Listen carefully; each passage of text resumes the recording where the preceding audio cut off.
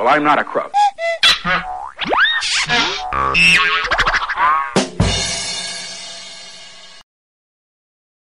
All right, good evening, everybody. And this is Candor Talk, and it's not live, so I can't play that intro anymore because that's a little misleading. Actually, at the time that I said that I was going to do these shows, I just can't do them at that time. So I just like, you know what? But I still have to make sure that I express myself. All right, so I said that the Saturday shows are going to be 2 segments. One is Trump's horrible week, which is consistent with Trump. And the second part was going to be called How America, which is just basically a social justice segment. And this one is going to be pretty interesting because it's pretty inflammatory. But anyway, let's just get into Trump's horrific week, horrendous week. That's what he always has. And honestly, there are people who probably listen to this and they're like, why would you be happy that he has a bad week? Let me see. Would you want a person from a psychiatric ward to have a great week running your country? I mean, come on. Like, every single thing that he does that might be beneficial to the American public, he has so many other failures. He's literally changing the dynamics in this country. Like, the landscape of this country has changed. It's no longer the same place that we used to respect so much. It's just, it no longer is. It's just not the same. The discourse in this country has just denigrated to a level that is unacceptable. So there's so many reasons why, no, I don't want him to have a good week. But he's not, I'm not the cause of his bad weeks. I mean, he's giving this to me every single week. I thank him for these horrific weeks. But if you think that I'm going to go and cheer on a madman in the White House, if you think I'm going to go and cheer for him and be like, I hope he succeeds. Yeah, I hope a crazy person succeeds at being the president of the United States. That's essentially what you're asking me to do. So yes, that's why I'm going to be broadcasting his horrific weeks. So he had a horrific week. And one of the things that happened was, I'm just going to go through one by one. Okay, so first was Corker. Okay, so him and Bob Corker are still basically beefing back and forth. Trump attempted to basically bully him, Bob Corker, into basically silencing him so that Bob Corker wouldn't go after him anymore after he called the White House an adult daycare. So Trump has basically essentially tried to bully him after this. He just basically tried to, make him silence him and say terrible things about him and get articles put out about him and get people saying, negative things about him on Twitter and social media, etc. So they just basically been going after Bob Corker because it's not an easy thing to go against this madman. It's just is not an easy thing if you are a Republican. If you're not a Republican and you have no allegiance to that party, you have absolutely no issues. But if you are a Republican, it is a very difficult thing. That's why people are running. They're like, nope, I'm not running again. Nope, I'm out. Peace. See you guys around on the other side because I don't want to be a part of this. So the thing is, this is pretty abnormal to see people just fleeing and not wanting to seek re-election. It's not because they don't think that they'll get re-elected. It's because they don't like what they're seeing from Donald Trump. So Bob Corker has been one of those people who, now that he's not running again for running for re-election, he's been much more vocal. So anyway, what he says about Donald Trump, he basically says that Donald Trump has castrated Tillerson. And I had said in one of the shows that I had done, I said that if he thinks that he's going to continue to be able to castrate them and just basically emasculate them, that if he thinks he's going to continue to be able to do that and no one's going to say anything and no one's going to stand up, you're wrong. So anyway, Bob Corker basically brings up the fact that Donald Trump basically castrated, those are his words, Tillerson. So listen to this. I'm going to play a clip. It gives you basically a little bit of information about what Bob Corker actually said. Here it is. Senator Bob Corker continues to criticize the president this week. The Tennessee senator has accused President Trump of publicly castrating Secretary of State Rex Tillerson. Speaking on North Korean tensions, Corker said, "You cannot publicly castrate your own Secretary of State. Trump's tweets raise tension in the region, and it's very irresponsible." Corker went on to suggest that Tillerson was doing a great job diplomatically with China, but suggested that Trump was hindering Tillerson's efforts, saying, "When you jack the legs out from under your chief diplomat, you cause all that to fall apart."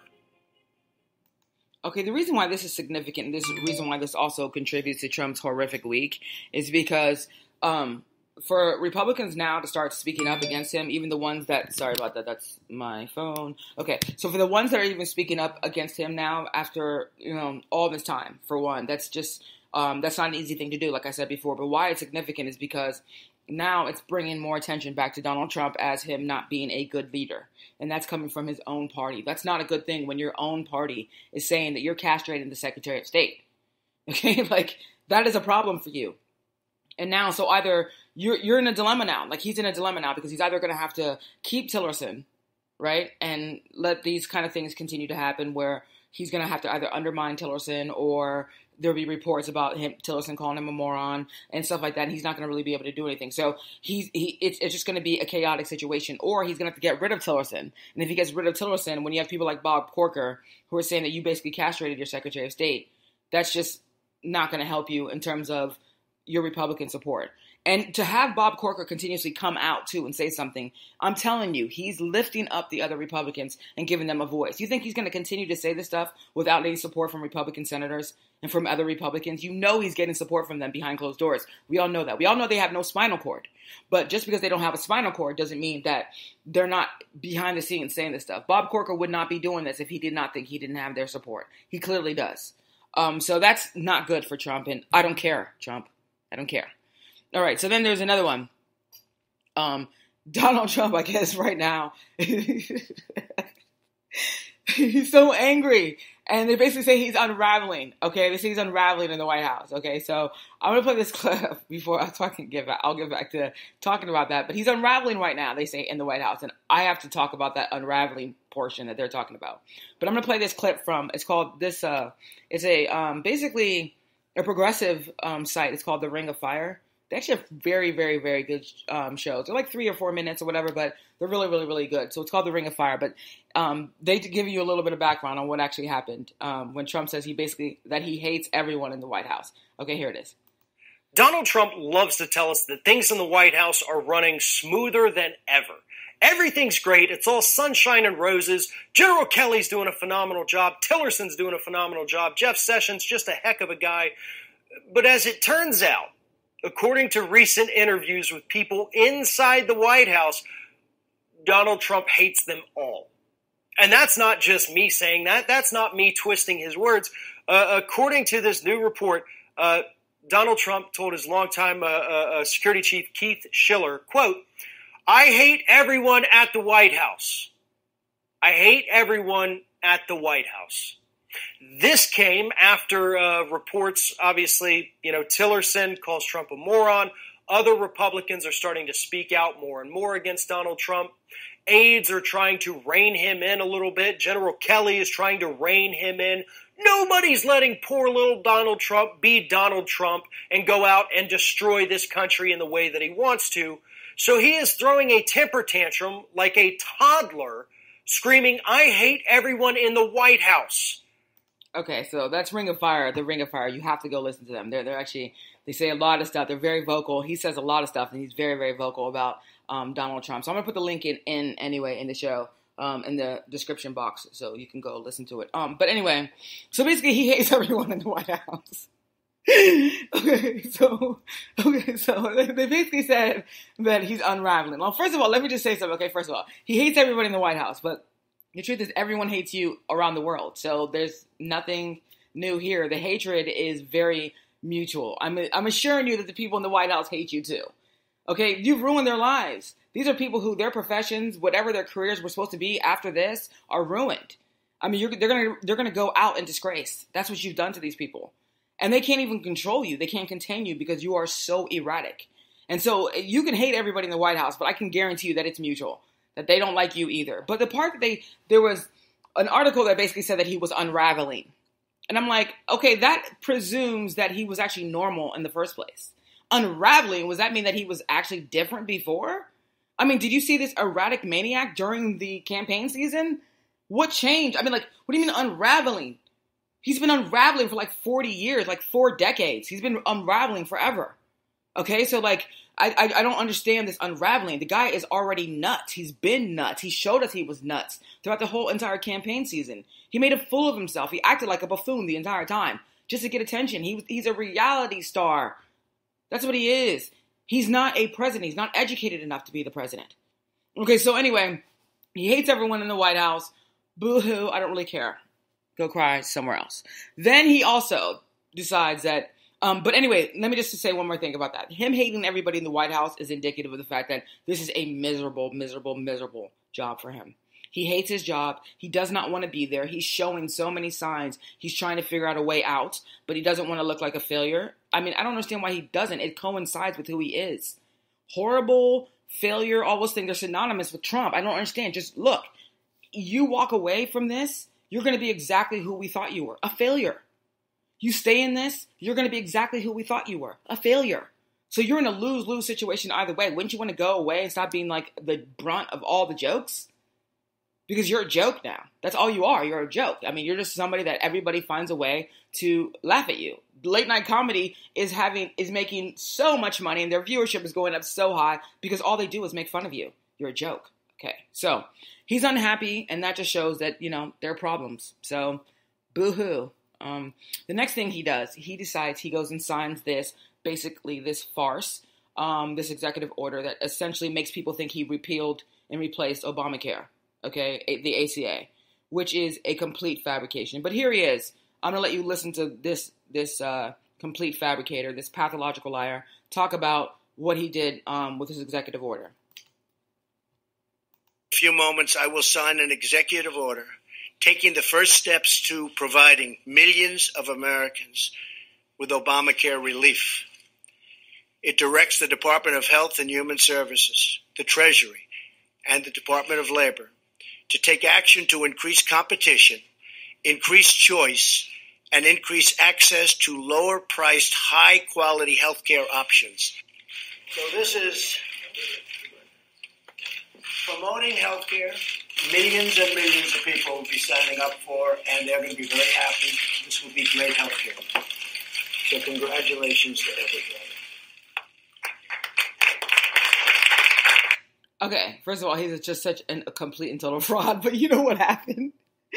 They said, right after he gets this speech, he starts walking off. He forgets to sign the executive order.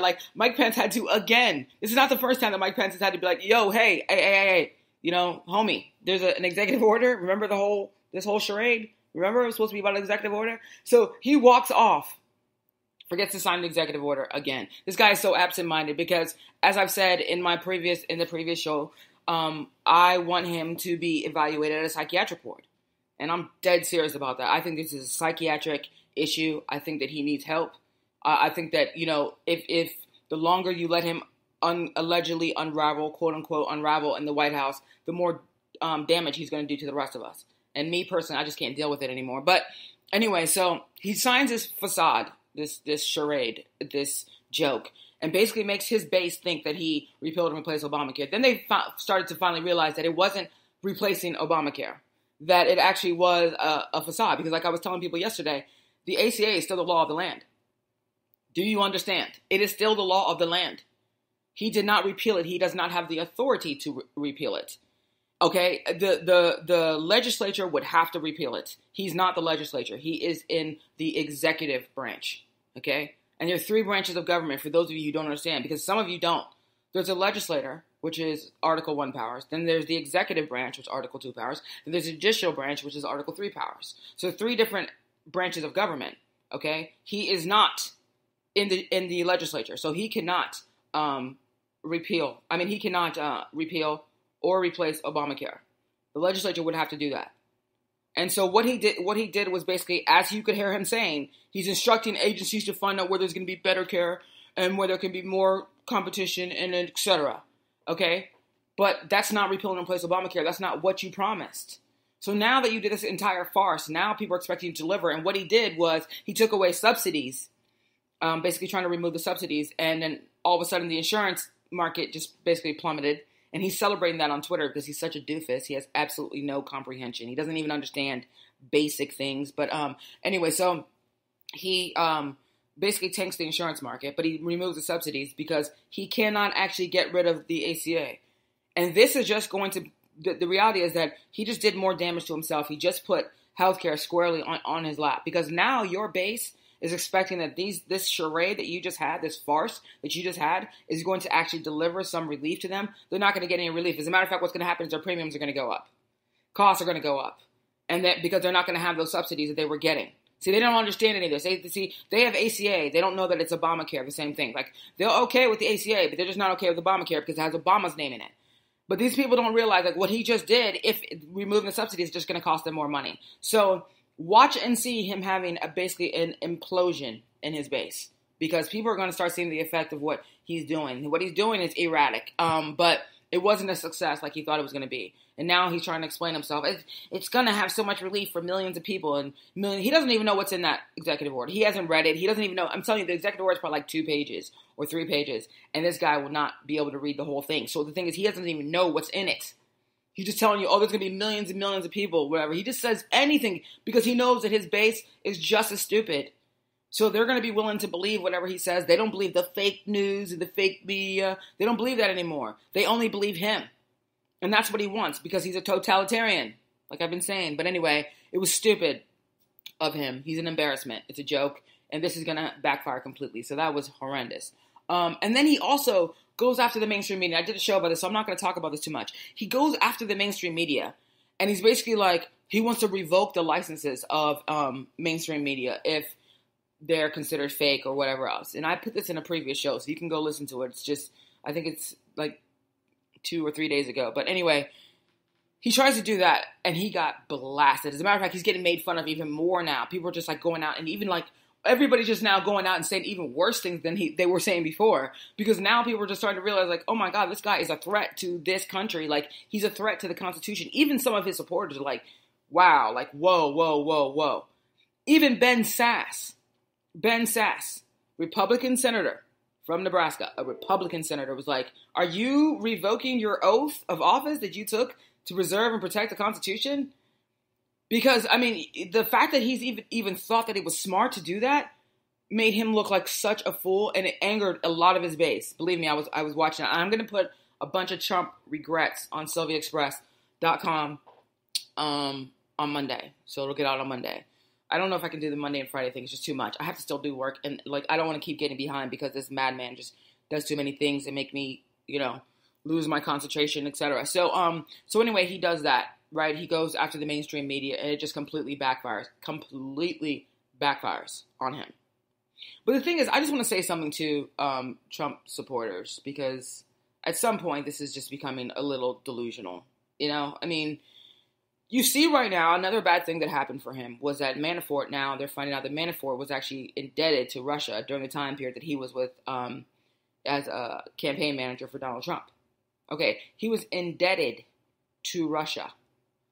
Okay, and he lied about it previously. Well, at least the statement that was put out by one of his representatives, he lied about it. So I'm going to play this clip, actually, so you can hear for yourself about Paul Manafort, because I just need to understand you Trump supporters. Like, what is it going to take? Are you waiting for him to just completely implode? Is that what you're waiting for? I mean, I just don't get it. But anyway, here's this clip from Paul Manafort, about Paul Manafort. Former Trump campaign manager Paul Manafort may have stronger ties to Russia than previously thought. At least $60 million in loans were exchanged between companies tied to Manafort and Russian billionaire Oleg Deripaska. Manafort hasn't been charged with an official crime yet by U.S. investigators, and he's maintained his innocence. The investigation into Manafort's finances is part of a broader investigation into Russia's meddling in the 2016 U.S. election. Okay, so basically $60 million in loans from Russia. That's not good business for him. That's bad business, which is also not good for Donald Trump. Okay, so, he's around you guys. The reason why they're saying he's unraveling is because this Russia situation is having an effect on him psychologically, as it should. Somebody who already has a psychiatric issue or issues. There might be multiple issues. Honestly, there are multiple issues, right? Like, I mean, the guy's deranged. He's gone. He's not normal. And this is not hyperbolic. This is not exaggeration. I am not being hypersensitive. Whatever you're going to call me, I'm not going to be deluded. I'm not any of that. I'm telling you, we have a madman in the White House. He's a wrecking ball. He's so unhinged. I'm telling you, he's so irresponsible too. And the stuff he's doing is irreparable. I mean, he's doing so much damage that you're not going to be able to repair the things that he's doing, because you know what? Honestly, what's happening is that other countries are just moving on without the United States. There's no point in caring anymore. The United States is no longer leading the world. No one wants Donald Trump to lead their country. Today, Germany, like this German soccer team, they went and took all of the players, and majority of the players are white. All of them took a knee in Germany. The world is rebelling against Donald Trump. You should go check out those pictures of the soccer team in Germany. It's pretty dope. It makes me proud of humanity when I see stuff like that, because it's just very frustrating to see what the United States has become and what we're allowing the United States to become. This guy has to go. He just has to go. And for those of you who claim that you're patriotic, it's interesting that you claim that you're a patriot and you care about this country and everything America first. Well, then why aren't you talking to your president about California? Because he's not saying anything about California. There are 5,700 structures that have been destroyed. There have been dozens and dozens of people that have been killed. And your so-called president, the alleged leader of the United States of America, has said nothing about a state in the country that he leads. Well, we already saw what he did with Puerto Rico, so I'm not shocked. Because California didn't vote for him, this is how petty your president is. This is how petty he is.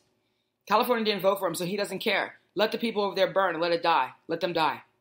This is unacceptable. And the same thing, this same person, the man that you're fighting over, the flag, and you're mad at players because they took a knee, and you're saying they're disrespecting the anthem, and they're disrespecting the flag. You're not mad at the president of the United States for not saying anything about 4 people killed in Niger who were dying defending that flag? Your hypocrisy is astonishing. Literally, it's unparalleled. How come you're not screaming at the president of the United States for not saying something about 4 American soldiers who were killed in Niger? Huh? He said nothing. This is the guy who's supposed to be so patriotic. This is the guy who's supposed to be putting America first. This is the guy that you're continuously listening to. And you're telling us he's a champion for America. How? Where? Show us where. He just defrauded you and made you think that he repealed and replaced Obamacare. Go look it up. Obamacare is still the law of the land. The ACA is still the law of the land. But what he did is now he's going to own it. Because when he now removing these subsidies and everything else, that's going to make your premiums go up. And then he's going to be the one that's going to be responsible for that. And because he did the charade and made you guys think that he changed it. This is a guy who has no ability to lead whatsoever. He doesn't, in Puerto Rico, he's been horrendous. The deaths are they're just mounting. It's 3 times as many now than when he was there. It was 16, now it's 48. At least those are the last numbers. That's 3, multiply it, times 3. This guy was sent there to do a job. He cannot do it. And every week is horrific. Every week is terrible. Every week it's horrendous. And every week we have to sit there and talk about how horrific his week has been. Because it's always horrific. And another thing, to all you Trump supporters that think he really wants this, if he really wanted this, why would he be playing you guys so much? He doesn't even care about you. He goes and creates one crisis after another instead of focusing on the things he promised you he was going to get done. He gets you guys engaged in these cultural warfares when none of you are benefiting from that financially or personally or academically or socially. You're not benefiting from it at all. He goes and starts one fight with the NFL and another fight with the NFL commissioner, and then he goes and starts a fight with the media. How does that help you? How does it help you? How can you be supporting this? Don't you at least want a president that can win something? I mean, win something, Jesus. I mean, he's so allergic to winning. He has an aversion to winning. He can't win. He's a failure. Everything he's done has been a failure. And you know it. You're continuously defending the indefensible. Why are you defending this man? You can't defend him anymore. Nothing good is coming from this man. He's not the president. He hasn't been the president. He was elected to do this job. He hasn't shown up since January 20th. Okay, so I'm just waiting. Is he going to show up at some point? And quit talking about this pivot. This pivot is never coming. Can you please stop talking about this pivot? This guy, like, okay, at least he didn't go cuss everybody out today. That's a start. Really? That's the bar now for the president of the United States? And you're accepting this? The man has dementia or Alzheimer's or something's going on. He couldn't even remember to sign the executive order that he was just bragging about. He didn't even remember that he didn't sign the executive order. He's so distracted. He's so gone, far gone, that he couldn't even remember to sign his own executive order. Mike Pence is literally having to babysit him like a baby. Because he is a baby. Little baby. And you're continuously supporting him. So congratulations, because you're getting nothing but failings. Okay, so good for you. You can continue to support him, but this is the problem. He's affecting the rest of the world, and we need him to go. So you need to get on board quickly with this. Quickly, okay? Because he's not a patriotic president. If that's what you liked about him, that's not true. He's not a successful guy. We all know he's indebted everywhere. He's such a bad businessman that nobody wants to lend to him anymore. He's using his properties and his facilities right now. He's using them to make money on your dime. He's using your money to make more money. And he's extorting you guys consistently because you keep donating to the biggest fraud in the history of the world. You're donating to his campaign, his re-election campaign. Can he at least finish his first term? Or is he just going to extort millions of dollars from you guys and then take off? I don't care if he does. If he takes off, as long as he takes off. If he extorts millions of dollars from you, that's your problem, because you're giving to a man that can't even deliver for you on the things that he promised you during the campaign season. So if you want to keep giving your money to him, be stupid. Good. You'll continue to be poor while you enrich him, and he lives in his little gold palace. And he's golfing every weekend on your dime. He's golfing again after having a horrendous week. So congratulations. You are amazing. You should be proud of yourself. Pat yourself on the back. But the rest of us are going to continue to fight him because he's no good for the country, and he's not even good for himself. And honestly, if you care about a human being, if you guys care about him, you're his supporters, you know he needs psychiatric help. You should encourage him to resign. Or he's going to have to do it the tough way. He's going to have to get publicly shamed to get out by impeachment of the 25th Amendment. And if you think we're joking, just watch us do it. I'll be back.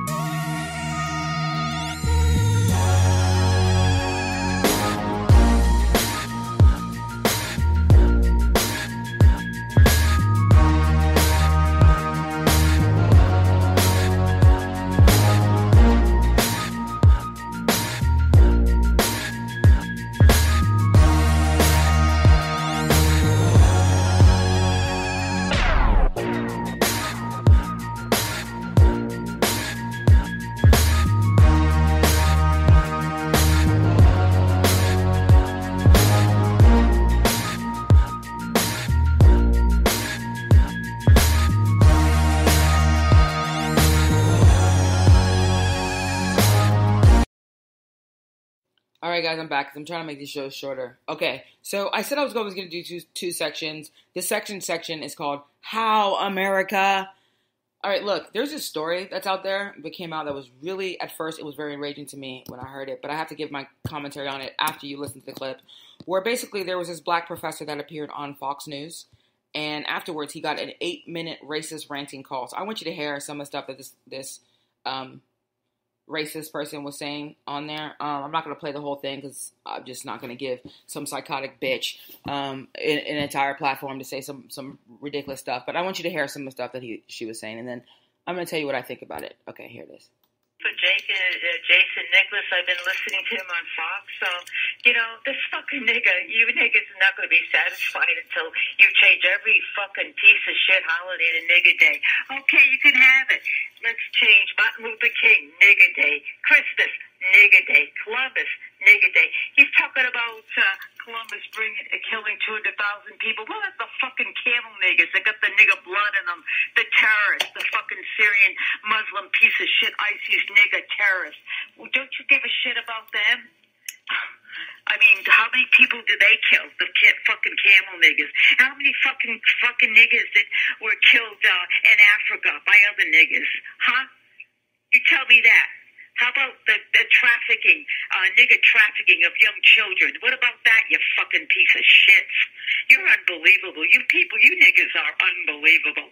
Okay, so I'm not going to give this Trailer Park Trash much more airtime, but I just wanted to say a couple things because when I first heard it, I was like, oh my God. You know what I mean? I was so angry. As a black person, I was just like, wow, this is just, welcome to America 2017. But, the more I think about it, I'm like, she is such an insignificant human being in my life, at least. And I think she has no power to do anything to someone like me. And she's crazy, right? Like, I'm not going to allow someone like her, who I have absolutely no reason to respect, to make me feel in any way, inferior, or like, this woman can barely speak the English language. Okay, so I'm supposed to go and get into my feelings because this buffoon is on there calling somebody a nigger every 5 seconds. I mean, like, how am I'm not going to get into my feelings because, you use the N-word. I mean, it's not going to offend me anymore. I'm not going to give people who use that word any more power. Unless you're in a position of power where you can affect power, or you have the ability to have people who can affect power and change laws and stuff like that. I'm not really concerned about how you feel about black people. We're here. We're going nowhere. We have no intentions of changing whatsoever. I will be black every day I wake up, and proud to be black every day I wake up. You calling me the N-word or calling me a nigger, because I'm not afraid to say it, because if you think that that's going to offend me somehow because you say those kind of things to someone like me, I'm not going to be offended anymore. You would have to matter. You would have to be important. You would have to actually have purpose for me to care.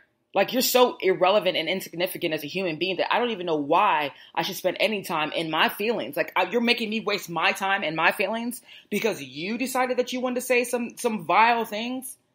And look, there's so many people like her who are angry at the entire world because they're blaming everybody for their own failures. If you hear the rest of the tape, you can hear a woman who was a failure in life and is a degenerate and is not going to advance the country in any particular way. So to all the minorities out there, it's not just black people, because all minorities and even Jewish people, everybody is facing a backlash from this white supremacist, crazy, wing of the country. We're all facing some kind of backlash. I just want to tell you this. Look, these are people who, the men are typically emasculated, right? They're just cowards. A lot of them are castrated. They aren't going to come in your face toe to toe. They're not going to try to fight you. They're just going to try to kill you, right? Which you should try to protect yourself and make sure you save your life, obviously. So don't get too close to them because they're crazy, right? They're like a bunch of deranged losers, right? So don't get too close to them because they're actually crazy. But for the most part, that's just a fringe of the United States of America that is emboldened enough to go and start trying to kill people. But they're not bold enough to come in your face. And we have another wing, the rest of that wing of the party with the women who are just literally trash. I mean, they're just disgusting, majority of them. Some of them are just opportunists. They're making money off of, flirting with racism. And then there are the other ones who are just disgusting. And so the thing is, you have to ask yourself as a human being, as anybody, say, do I value myself? Like, do I respect myself? Because the thing is, if you say certain things to a lot of these racist white people, if we were to say some of these things to them, like, call them some of the names that they call us, the racist ones don't care because they don't think you're even valuable at all. Why haven't you adopted that same mentality where it's like, if they say that, you're like, you're a joke. Okay. Anyway, so today, girl, what was I doing? Oh my God. It was so much fun because literally that's the attitude you need to adopt. When I first realized that she was able to get me into my feelings, I was so mad at myself. And I realized that I'm not going to allow anybody make me get into my feelings because some degenerate person says something, someone I don't even know. And after he heard that, he's still going to continue to be a professor while she's probably sitting in a trailer park somewhere, hasn't taken a bath in like 6 weeks, probably has no teeth in the front, right? Like no teeth, right? She's eating like gums. She's using her gums to eat everything, okay? There's probably alcohol all over the floor. She's probably spilling her drinks every single where. Maybe her kids had tails down to the ground. She has one phone in her entire house, right? There's one phone they use. There's barely even any internet in there. They're still using like AOL dial-up. Okay, so you're really going to let this person be the person that makes you get into your feelings? No, we're not going to let them do that. We're not giving them the power anymore. That's too much power to give somebody else. And I realize that that's what they're doing. They're trying to make you feel bad about yourself. I'm not going to feel badly because some degenerate says this kind of stuff, and you shouldn't feel badly about it too. We just need to continue to fight and remind people that you're not better than me. You're not going to convince me. There's no way of you convincing me that you're better than me. It's impossible to convince me of that. You need to believe it. You can't just say it. You need to believe it, because if you believe it, this kind of stuff won't bother you as much, and then you take away the power from them. We need to focus on those people who have the power to do things to us that are racist. Not every single Tom, Dick, and Harry that goes out there and says something racist or derogatory or spews racial epithets. We know there's racism. Why are we acting shocked? Because she called him a nigger consistently throughout the entire tape. Why are you shocked? Take the power out of that word. Do not let them have the power anymore. As a black person, I'm telling you right now, I'm not giving them that power anymore. And you should neither. I'm going to be back.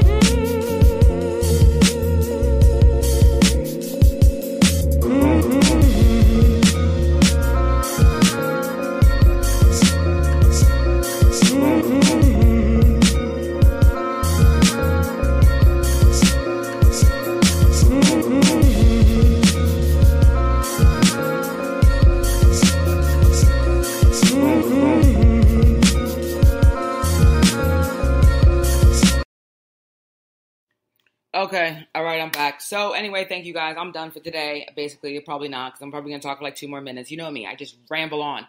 But anyway, don't forget to check out sylviaexpress.com. Make sure you go there, because I'm definitely going to be posting Trump regrets on Monday.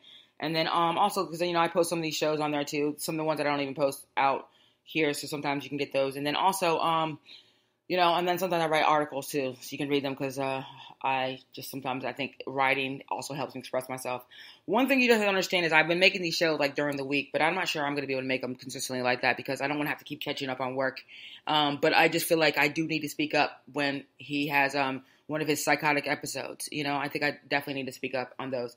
And he had such a bad week, and he consistently has a bad week. I think it's important to point it out because I don't want people to try to hype up what's going on. It's not hype. This is terrible. The situation is horrific, and there's no reason to support it. And then one more thing I just want to say to all of the minorities and all the people who support minorities or whoever you are, but just understand this. Like, no human being has the right to make you feel inferior. Never. You feel inferior if you feel inferior. We just cannot allow these things to have as much power as we've given them. And those people who are going to be willing to say those things, they don't like you, so move on. Just don't interact with them. Don't be around them. Don't want anything to do with them. Focus on those people who have power to affect you. Focus on, police brutality. Focus on that. Focus on mass incarceration. Focus on that. Don't get distracted because some hillbilly, redneck hick started calling you the N-word. Right? Don't get distracted because you're getting called anti-Semitic things. Don't get distracted because you're hearing anti-Islamic things. Don't get distracted because you're hearing... When it becomes violence, then it's something you need to get involved in. But until then, do not let words hurt you.